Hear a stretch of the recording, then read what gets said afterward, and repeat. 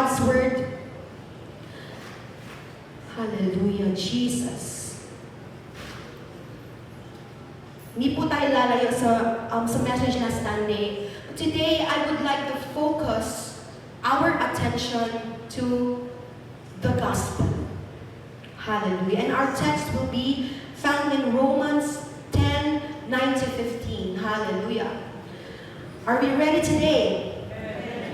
Are our hearts open for the Lord today? Amen. Hallelujah. For our visitors today, you are going to receive the greatest gift that you're going to receive your whole life. Be prepared. Hallelujah, the gospel. May I request everyone to please stand up with me as we're going to honor the Word of God today. If your Bible's with you, kindly open it with me in Romans 10:9-15. But if you don't have your Bibles with you, it's okay because I have placed it in the slides. Romans 10:9-15 says, together let's declare it. If you declare with your mouth, Jesus is Lord, and believe in your heart that God raised him from the dead, you will be saved. For it is with your heart that you believe and are justified, and it is with your mouth that you profess your faith and are saved.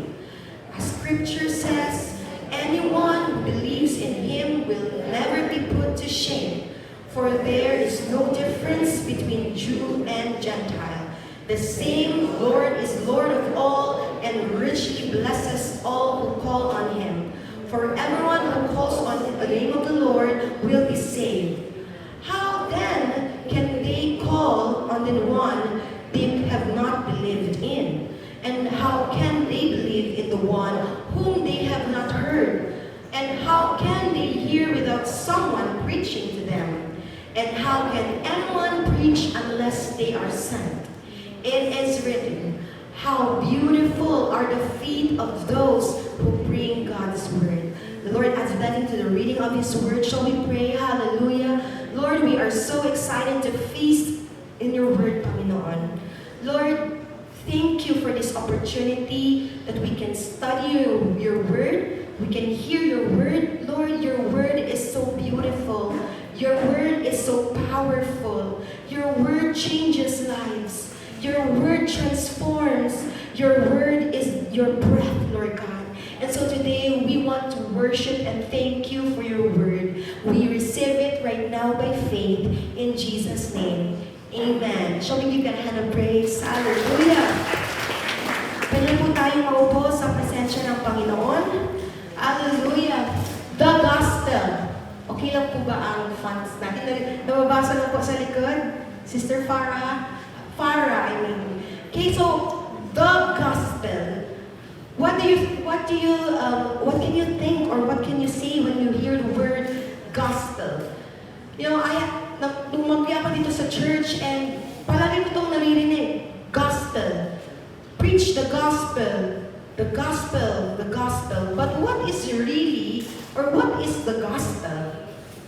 What is the gospel? If you check the Merriam-Webster Dictionary, ito po ang nakasabi sa dictionary po. Gospel or the gospel is the message concerning Christ, the kingdom of God, and salvation.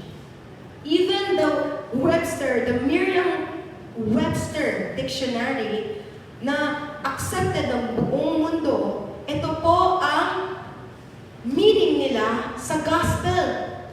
The message concerning Christ, the kingdom of God, and salvation. Today, I would like to share the message from our text. Itong nabasa natin kanina. And I would like to share it through an acronym. Alam niyo ba ano meaning ng acronym? Ngayon, nagre-review ako for my words. Puno talaga ang mind ko ng acronym. Kahit ano na lang, mapasok talaga, no? And today, I would like to share this passage through an acronym. And let's define and discover further what the real or true meaning of gospel is.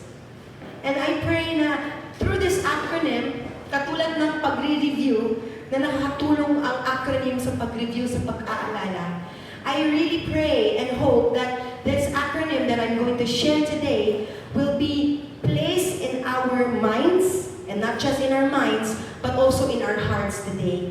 Amen. And you know, church, there are a lot of important and deeper truths about the gospel. At yung hawak na Bible nyo today, especially John, the book of Matthew, Mark, Luke, and John, it's filled with important things. It's filled with deeper truths. Kung isa kayo katulad ko na parang gospel salita lang, parang papasok dito, lalabas lang dito, let us change that today. Let us dive into the Word of God today and let's discover the truth, the deeper truth of the gospel. And I would like to share this today if you would not mind, and we will base it according to the spelling of the word gospel. Hallelujah. Are we ready today? Are we ready to, are we excited to learn more about God? Hallelujah. Alam niyo po, sabi ni Pastor Sarah, nabasa na po niya ang buong Bible since bata po siya for many times already. Kung ilan po, hindi ko po alam. Hindi na siguro magbilang. Pero even right now, kahit 60, ilang taon na si Mama, ina-expose kasi Pastor Sarah. 61 si Mama, no? 61. Even until right now, yan po, thank you for that. Even right now, until right now, masabi ni Pastor Sarah, wow, this book is filled with amazing things. Grabe, buhay po ang salita ng Diyos. And even right now, itong passage na binasa natin ngayon, it's alive. It can do something in one's life. So today, we're so excited to learn about this. So let's go with the first letter, G. G. The gospel is the good news. Can I hear a loud amen? Amen. The gospel is the good news. It says in verse 15 of our text today, and it says, and how can anyone preach unless they are sent? As it is written, how beautiful are the feet of those who bring good news. The gospel is the good news. Amen. I have a question for you. What do you feel when you hear or you hear a bad news? Kung makarinig po kayo ng masamang balita. For example, na-diagnose kayo na may sakit or hindi kayo nakapasa ng exam. Bad news. Or may problema, malaking problema ang anak ninyo. Ano pong mararamdaman natin? Di ba sobrang lungkot, sobrang sad. On the other hand, what do you feel when you hear a good news? When you hear that your daughter or your son is part of the top 10. If you hear na lumago na ang business ninyo, or nakapasa ka ng exam, or kahit yung manalo ka ng raffle, pag Christmas party, remember? So parang saya, sobrang nice! Ang iba nun parang kulang na, iba na parang hindi na ma-explain ang saya. Those are earthly things, earthly victories. What more with the good news na meron ng Panginoon sa atin about our eternity? Amen. Hallelujah! How much more when we hear the good news about our salvation for eternity. And mind you, hindi lang po para sa atin, pati para sa buong pamilya natin. That is the gospel. That's the meaning of the gospel. The good news that you're going to have eternal life in heaven. We're going to rejoice for eternity. And kasama natin ang ating mga anak, asawa, mga pamilya natin. Is that an exciting news?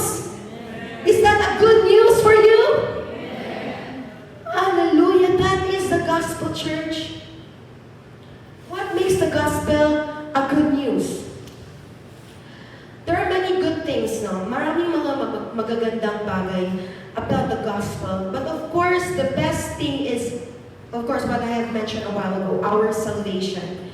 Yung hindi na po tayong magtitiis sa impyerno, pupunta tayo sa langit. That's our blessed hope of assurance.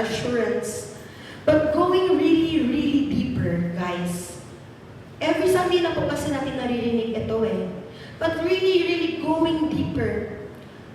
It is a good news because we know that we receive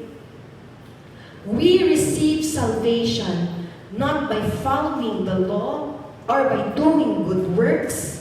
It is only to be received just as we are, being sinners. Can you imagine that? That good news that we have? Salvation can be received. Ang salvation ko, marireceive ko without working for it. Ano yan? Wala nang libre sa mundo ngayon. Pero itong salvation, napaka-importante sa buhay ko. Libre lang. Hindi ko kailangan pagtrabahuhan. Of course, no? It requires that we acknowledge that we are sinners and we need Jesus as our Savior to forgive our sins, and we ask for His forgiveness and start to live according to His Word. But because of that, we can be righteous already. Pwede na po tayong maging malinis at makapasok sa langit. Wala po sa standard natin or hindi po kaya ng standard natin ng kabutihan ang standard ng langit.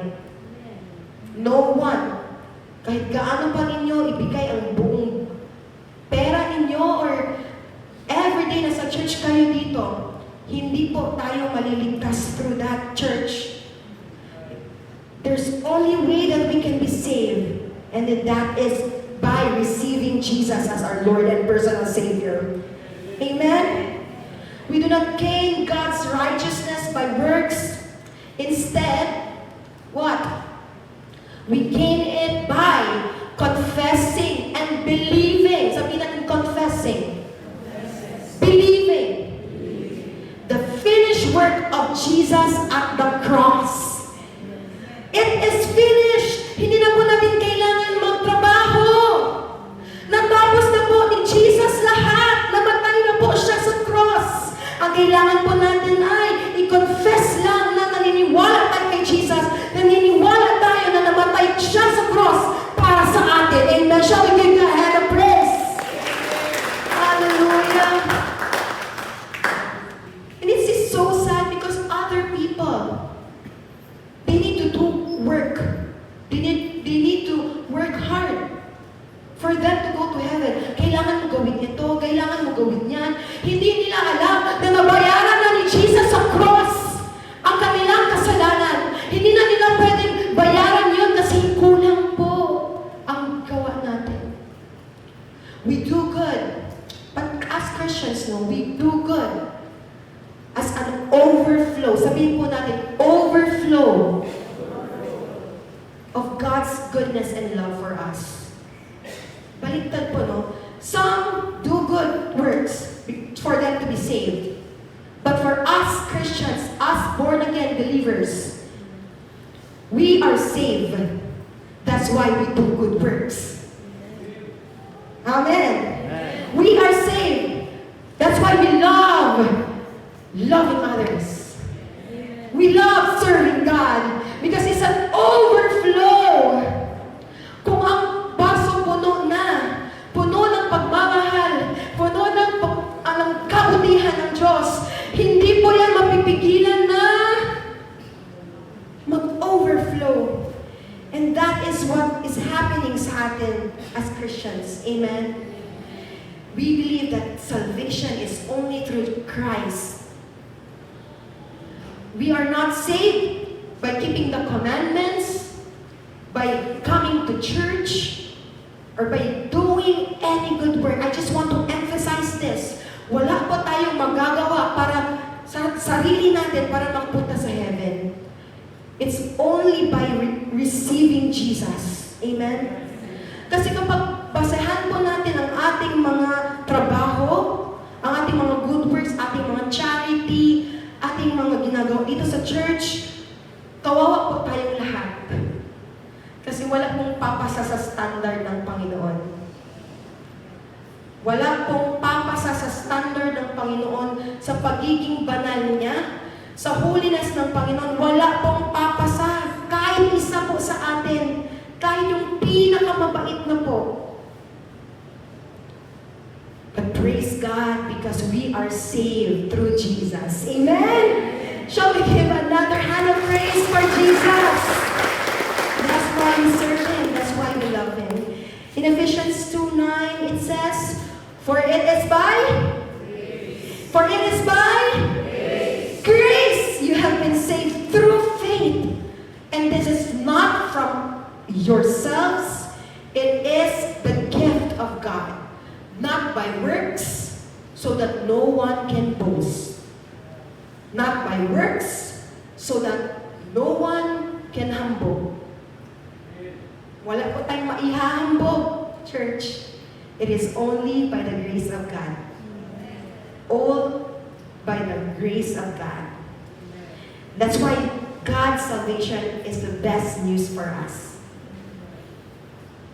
The best gift that we can receive. And kahit napakalaking gift ito, it does not burden anyone to be saved. It is so easy for anyone to be saved because Christ worked the hardest part already, which is dying at the cross. It is done. Amen? So if you are a visitor today, I would like to tell you that Jesus loves you so much. He has a plan for you. God sent His Son, Jesus, to die at the cross for you, so that you will not suffer eternal punishment in hell. Because He loves you so much, Jesus died at the cross to pay for you, or to pay for your sins. Amen? If you're willing, just open your heart. Jesus is knocking at the doors of your heart. Parang kumakatok lang po si Jesus sa mga puso natin ngayon. Papasukin mo naman ako sa puso mo. I want to be your Lord. I want to be your Savior. I want to save you. Jesus wants to save you today. Amen? Hallelujah. God has a wonderful plan for each one. Shall we give God a hand of praise? Hallelujah. God has a wonderful plan for each one. The next letter, let's proceed to the next letter, which is the letter O. And O stands for, the gospel is an outreach. Can we say outreach?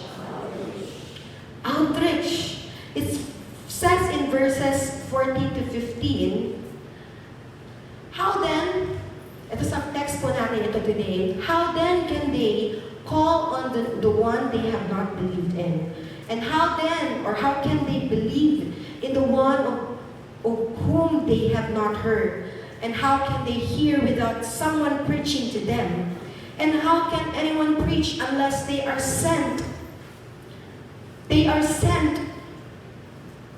Ano po ba yung meaning ng sent? Dahil wala dito, no? Pinapadala palabas.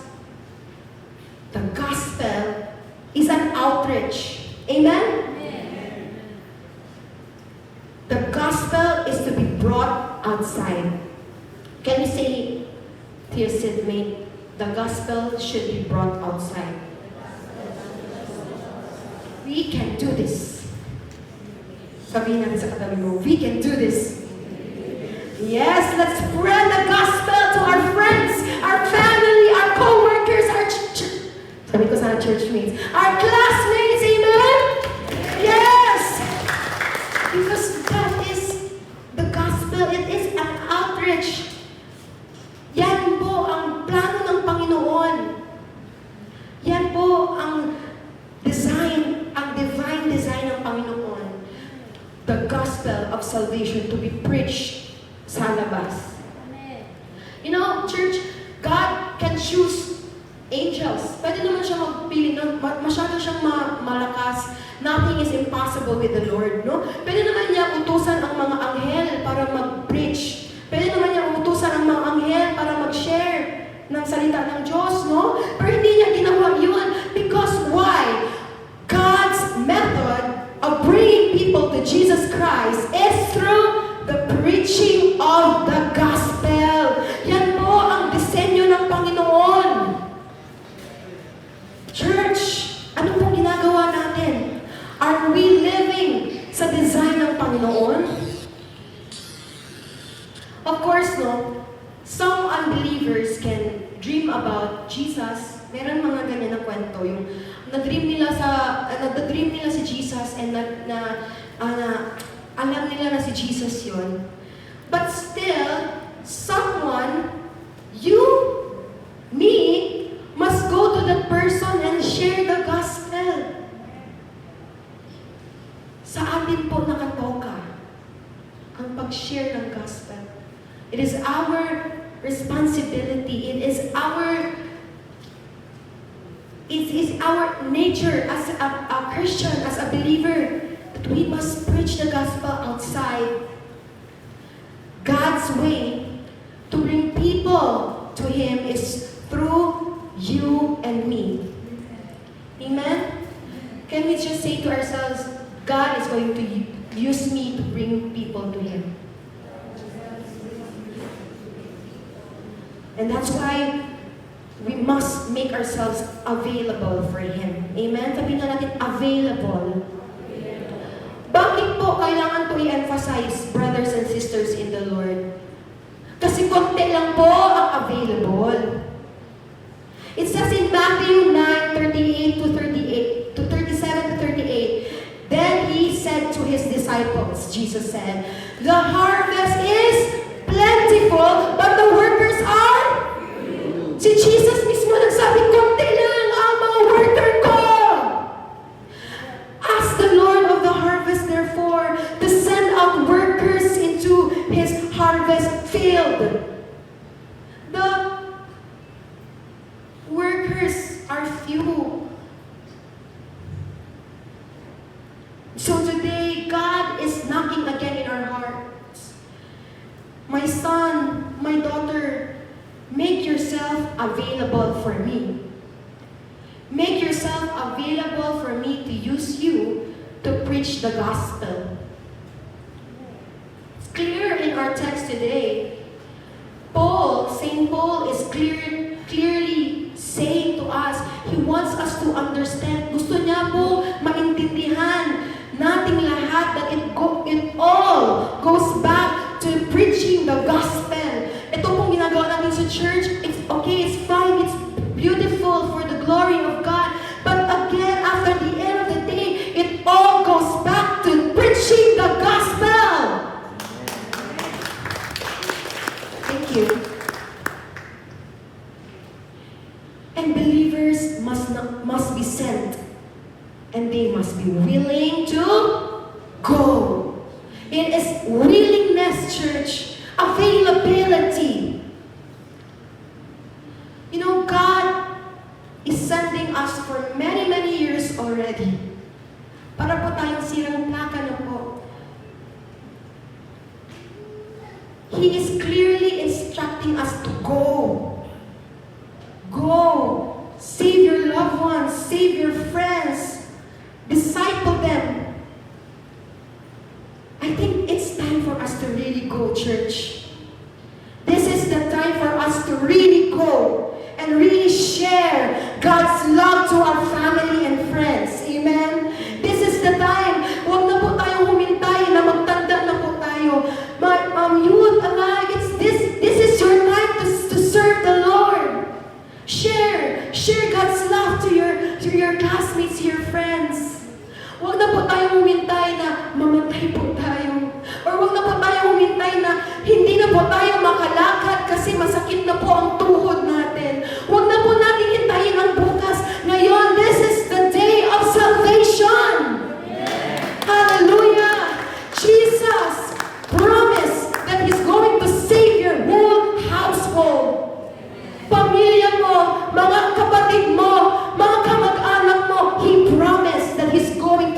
them, this is the day.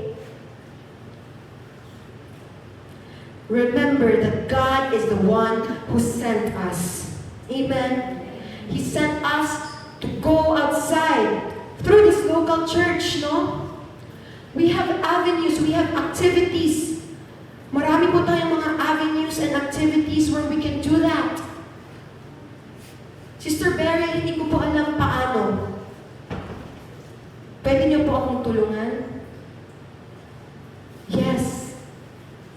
Dahil kaya po, madami pong mga seminars, ilang years na po dito. Why? Because God wants to equip us. God wants to ready us for this. Church. And I praise God for the men and women. Nakita ko yung mga yung videos ninyo last Sunday. Shall we give God a hand of praise for that? They started to have a small group. I really praise God for giving us, men and women in this church, na pwede naming maging example. And I'm speaking on in behalf of the youth and the children, no? I would like to praise God kasi marami pong men and women dito sa church na strong. Amen? Na makikita namin as example kung paano mamuhay as Christian. Amen? Shall we give God a hand of praise for our mothers, our fathers, our auntie, uncle na nandito, no? Thank you so much for showing us how to serve Jesus. Thank you for being an example to us. And of course, I praise God for the parents who are so supportive po sa kanilang mga anak sa pag-serve sa Panginoon. But one thing I want to encourage right now from my heart is that wala po tayong ibang paraan para maturuan or matrain ang anak natin, kundi sa pag-serve kay God with our lives or with our actions. Kasi po, ang pag-serve sa Panginoon ay hindi na ituturo with words lang. Anak, punta ka doon. Anak, mag-attend ka. Mas effective po ang pag-train natin sa mga anak natin kung mismo nakikita nila sa ating mga buhay. Hala, si Mama and si Papa, every Sunday, excited pumunta sa church. Ganyan din ako paglaki ko. Amen? Si Mama and si Papa, sobrang active sa small groups. Gagawin ko din yan paglaki ko. Amen? Si Mama and si Papa, sobrang active sa church. Sobrang mahal ang Panginoon. Klaro sa buhay niya. Ganyan din ang gagawin ko. Amen? Hallelujah! That's the only way, brothers and sisters. Yan lang po ang paraan. And so we want to do that for our family, no? And of course, it also shows sa ating buhay that we are serving God through sharing His gospel or the gospel. We must be willing to share Jesus with others. Amen? We must be a part. Sabihin natin, we must be a part of the vision God has for our local church and enriching for more souls for Christ. Be a part of the vision, church. Be a part of it. We are not spectators. We are not merely church goers. We are the body of Christ. Amen? We are the body of Christ willing to work for Him. Hindi lang po tayo, church go. Ano po bang meaning ng church goer? Yung pupunta po tayo sa church every Sunday morning, mag-attend lang po ng service, and then after po ng service, uuwi lang agad. And then, wala na po, doon lang po siya nakikita. Hindi po yan ang design ng Panginoon para sa atin. Amen? We are the body of Christ. Amen? Sabihin natin, we are the body of Christ. And each part of the body has a specific role, brothers brothers and sisters, we must be a part of the vision of God that He is doing sa church na ito. Or kung saan kayo nilagay ni Lord sa church. And when Jesus loves souls, He even died for souls, no? That's why we should love souls too. We are close with Jesus. We are so intimate with Him. Kung ano po ang nakakasakit sa puso niya, nakakasakit na din po sa atin. And alam niyo po ba ang number one na nakakasakit sa puso ng Panginoon? It is souls going to hell. Kaya nga po pumunta siya dito sa mundo para namatay po siya sa cross. Kasi ayaw niya po yun mangyari. And when we are intimate with Jesus, kung ano yung puso niya, yun na din ang puso natin. Amen? Break my heart. Ano yung next? Break my heart for what breaks yours. Amen? I love that song. Hallelujah. Acts 1:8 says, "But you will receive power when the Holy Spirit comes on you, and you will be my witnesses in Jerusalem, in all Judea and Samaria, and to the ends of the earth." Hallelujah! Hiniminimit dito sa verse na to na doon tayo dapat pupunta sa Jerusalem, punta din tayo sa Judea, Samaria. Hindi po. For us, we can apply this po through the people around us. Jerusalem can be your house. Jerusalem can be your barangay. Judea can be the city. Zamboanga City. Samaria can be the whole Philippines. And mind you guys, this is not a suggestion. This is a command for us. Amen? Inutos po tayo ng Panginoon, you will be my witnesses in Jerusalem, in all Judea and Samaria, and to the ends of the earth. That's why when we sing, Jesus, I believe in you, and I will go to the ends of the earth, to the ends of the earth, for you alone are the Son of God, and all the world will see you are God. You are God. We sing that song with our hearts because we love Jesus.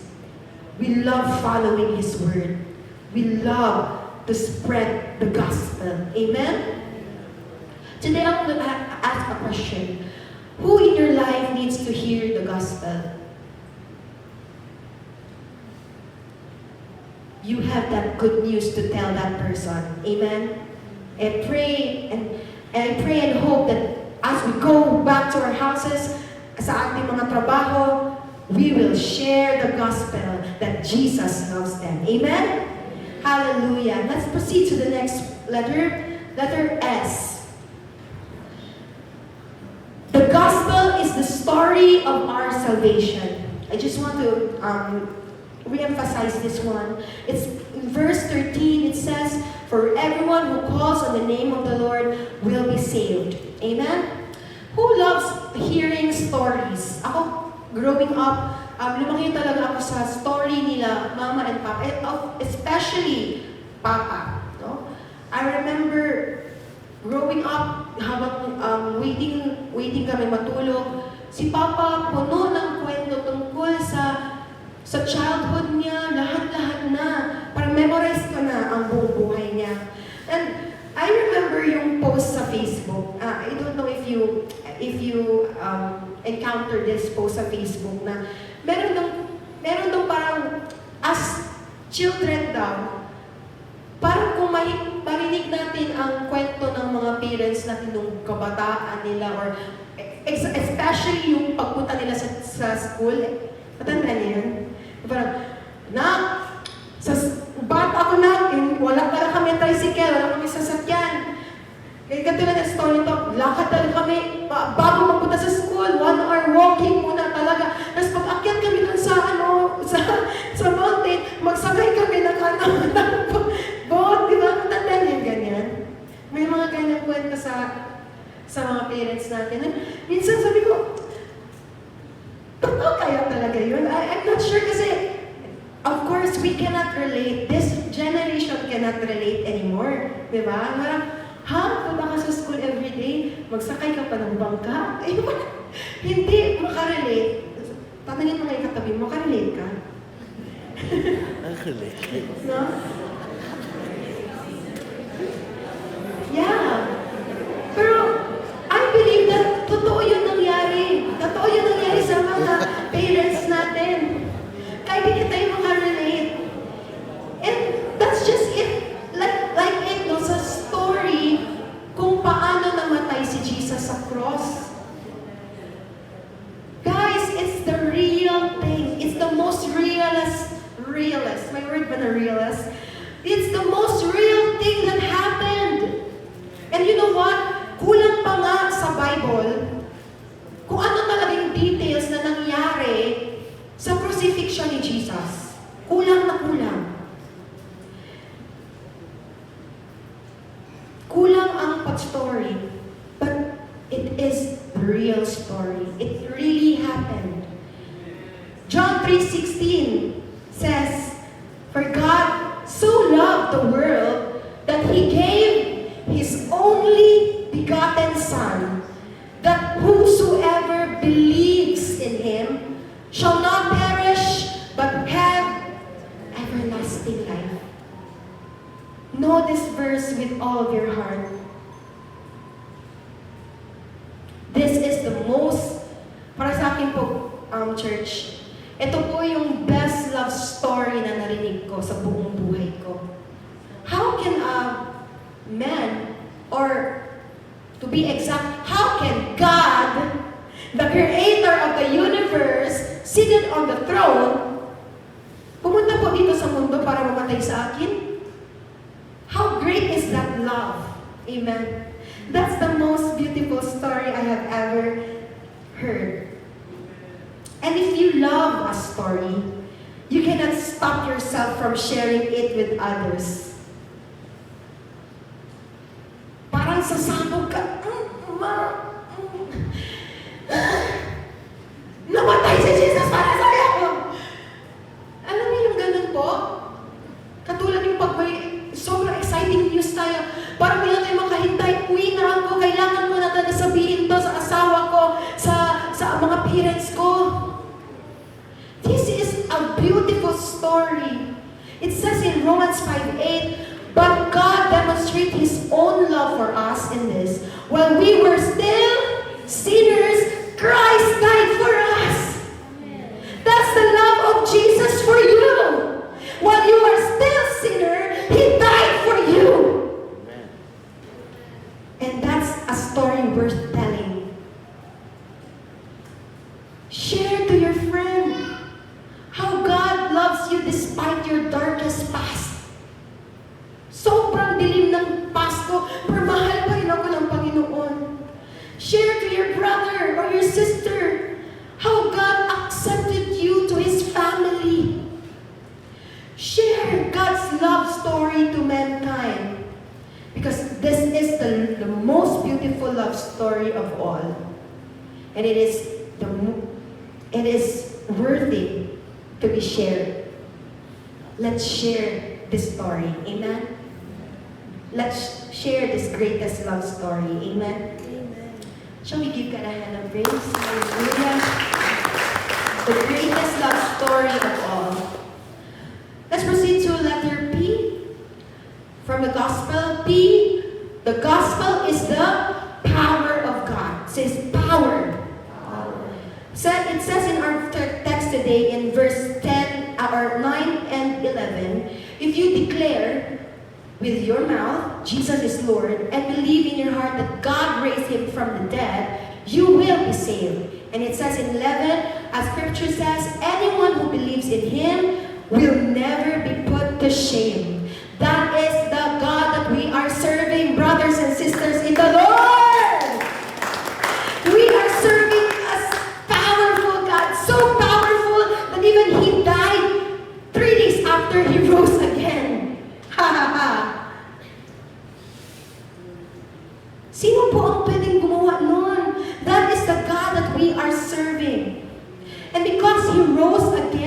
from the grave, our salvation was made complete.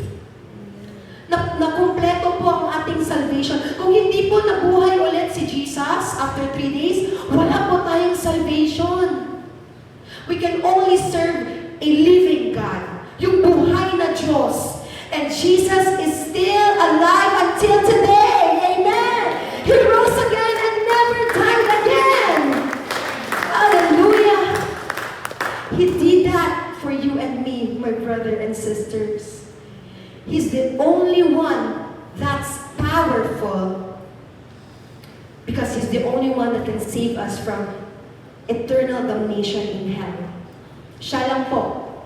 It says, it's clear in John 14:6. And how many Sundays ago, ito po yung message ni Pastor Carlos ko na a series of this verse. It says in John 14:6, Jesus answered, can we read this all together? I am the way, the truth, and the life. No one comes to the Father except through me. Klaro po ba? Klaro po ba? Wala bang makakapunta sa langit, kay Father, sa Father God, kung hindi po sa pamamagitan ni Jesus. Amen. He is that powerful. The gospel is that powerful. The gospel is about Jesus. And it says in Romans 1:16, for I am not ashamed of the gospel, because it is the power of God. Hallelujah! It is the power of God that brings salvation to everyone who believes. Kahit sino po na naniniwala, kahit anong religion, basta naniniwala ka kay Jesus, na siya ang namatay sa cross, ikaw ay makakatanggap ng salvation. Amen! Hallelujah! That's the power of God. And when we do the work of God in spreading the gospel, the task that He left us, He promised. Sabihin natin, He promised that He will be with us until the very end. Hallelujah! Sino po gusto nun? Sabi sa Matthew 28:19-20, therefore, go make disciples of all nations, baptizing them in the name of the Father and of the Son and of the Holy Spirit, and teaching them to obey everything I have commanded you. And what's the promise? And surely I am with you always to the very end of age. Hallelujah! You know what, church? When God is with you, who can be against you? You want God to be with you? Then spread the gospel. Because that is God's promise for us. When we do the ministry, when we continue His work here on earth, spreading the gospel, then He promised that He will be with us. Amen? Hallelujah. Shall we give God a hand of praise? Hallelujah. Thank you, Lord, for that assurance. Second to the last, letter E. The gospel is received through personal experience. Can we all say personal experience? It says in our text today in verses 9-10, if you declare in your heart Jesus is Lord, and believe in your heart that God raised Him from the dead, you will be saved. For it is with your heart that you believe and are justified, and it is your mouth that you profess your faith and are saved. I highlighted the words your mouth and your heart, emphasizing that it is personal. It is not the mouth of your husband or your wife. It is not the mouth of your parents. But it's your mouth, your heart. It is a personal experience, brothers and sisters in the Lord. A personal experience to follow Jesus. It doesn't mean po na if your parents spirits are already born again, automatically you are born again. Brothers and sisters, salvation, the gospel, is experienced firsthand. Kayo po, dapat ang mag-experience niyan. Kayo po, sa sarili nyo, na-experience nyo ang pagmamahal ng Panginoon. Nalaman nyo po sa puso nyo, yes, I am saved. You believe in your heart. And I would like to share this song that I sing almost every Monday. And it's entitled, Monday Morning Faith. Kaya ko siya gusto pakinggan. And I love the first verse. And it doesn't fail to bring tears to my eyes every time I hear this. Sabi niya sa song na to, I want to meet with you more than Sundays. I want to know more than just my mother's faith. Because that's not enough to get through the rough. Oh, I need a Monday morning faith. Madami po sa akin dito, Sunday morning faith lang po. But I would like to tell you right now, Jesus is interested with you. He is desiring for you to have an intimate relationship with Him. A Monday morning faith. A faith more than the faith of your mother or your father. Amen? That's my prayer for you today. That every day we desire to be intimate with Jesus.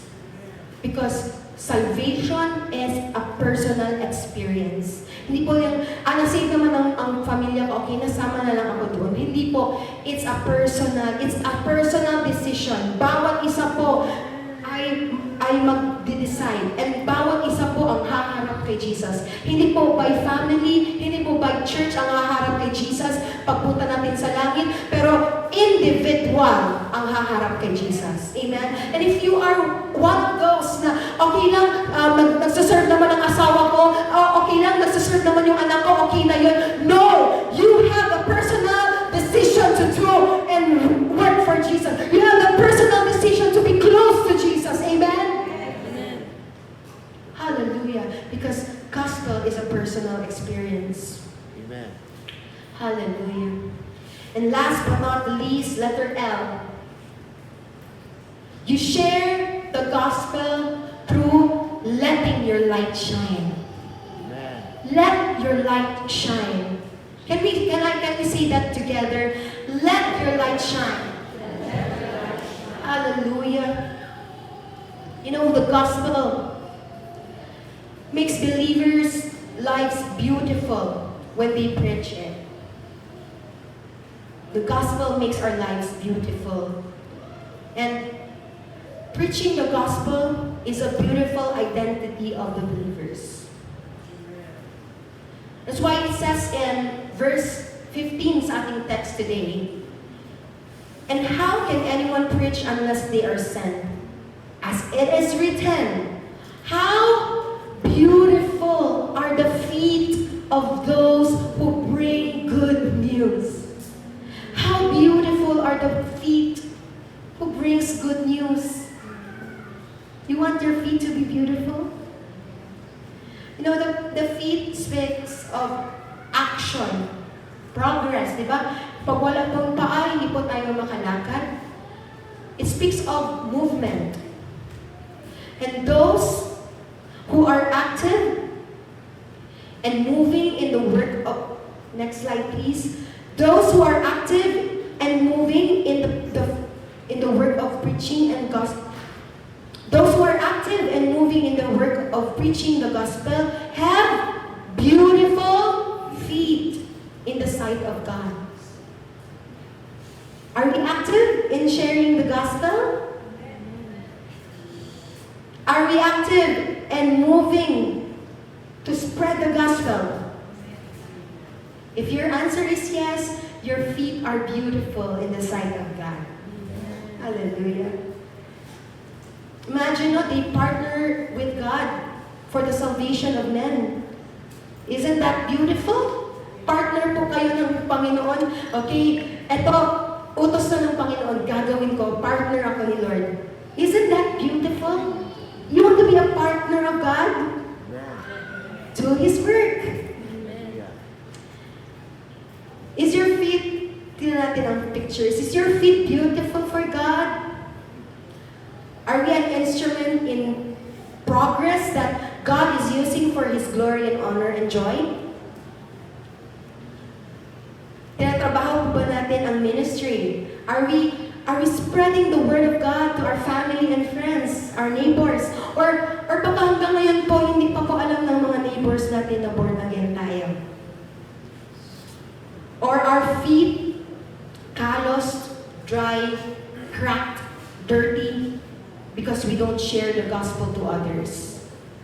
Ito po ang paa ng Christian na hindi po nagsishare ng salita ng Diyos. Just like when we think about the Dead Sea, alam niyo po ba yung Dead Sea sa Bible?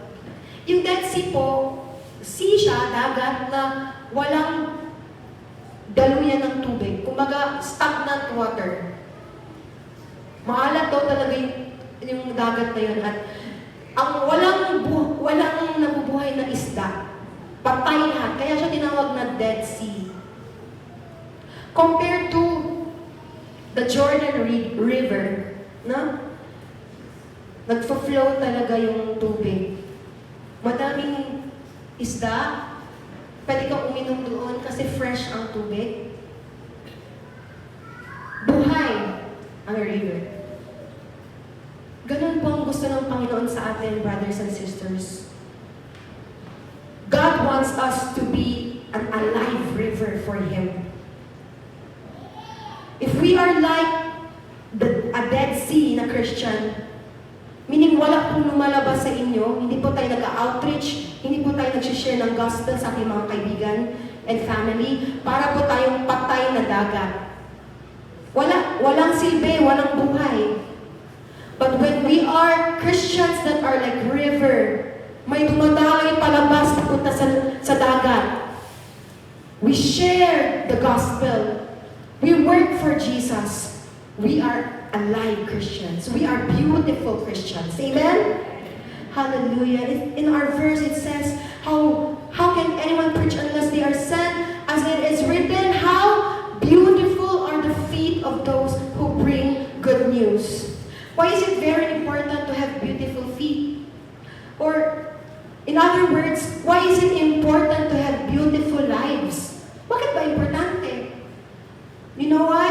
Because God commanded us to have beautiful lives. In other terms, God commanded us to shine for Him.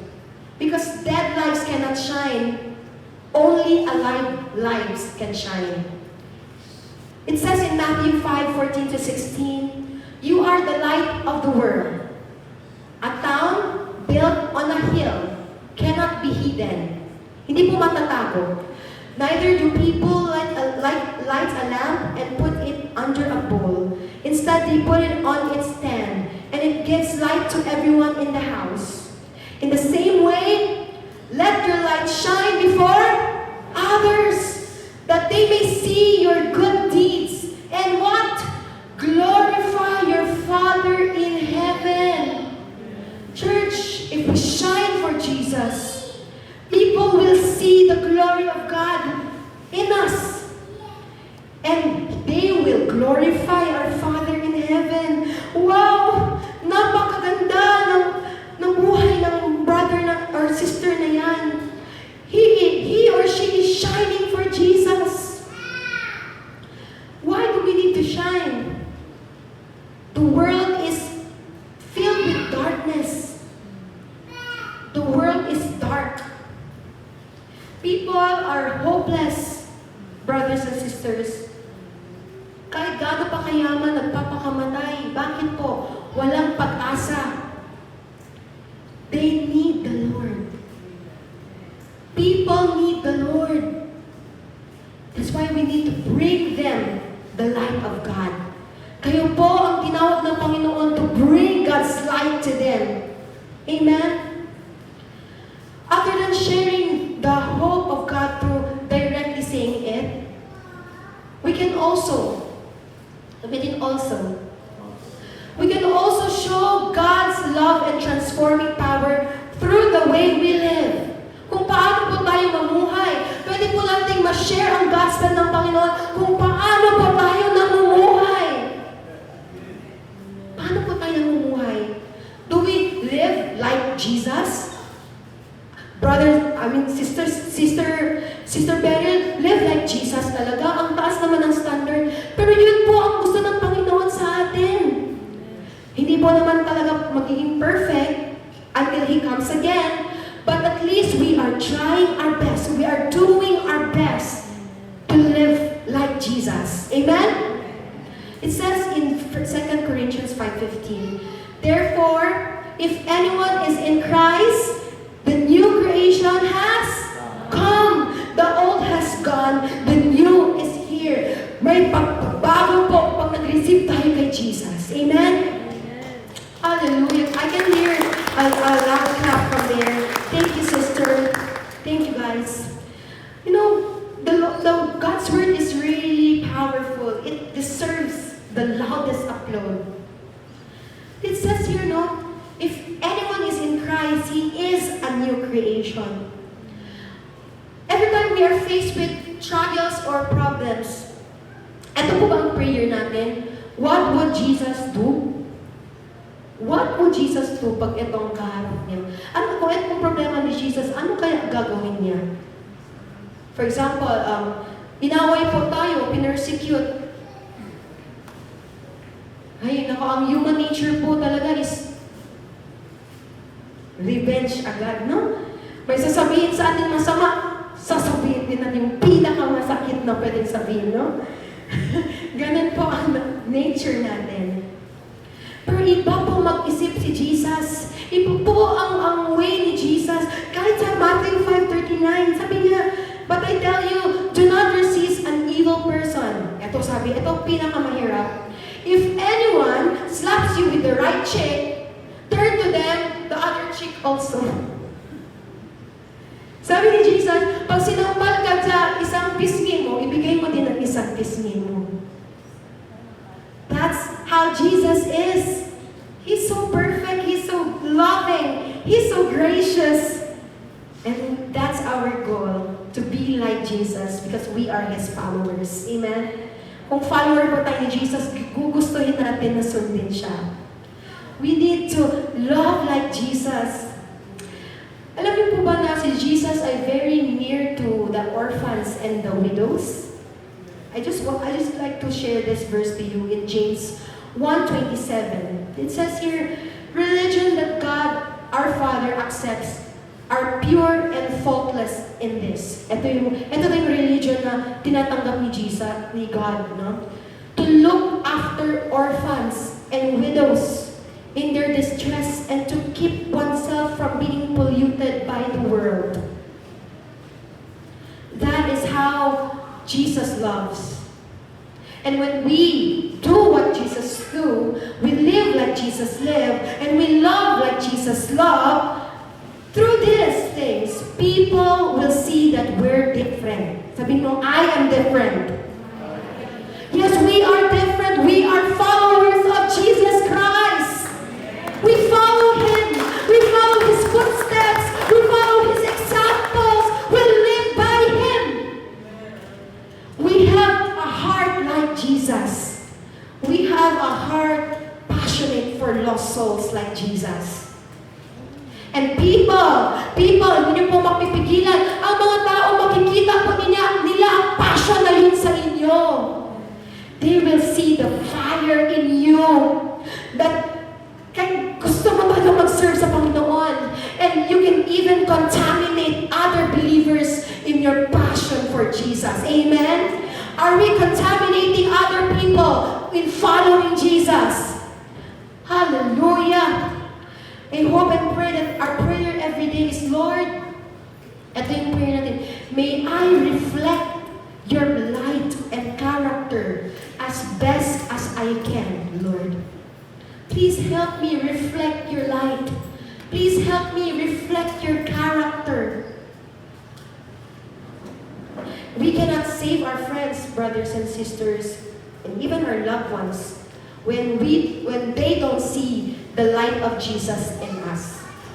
Hindi po natin save ang ating mga loved ones kung hindi po nila makita ang light and love ni Jesus through us. That is the gospel, church. The gospel is the good news. The gospel is an outreach.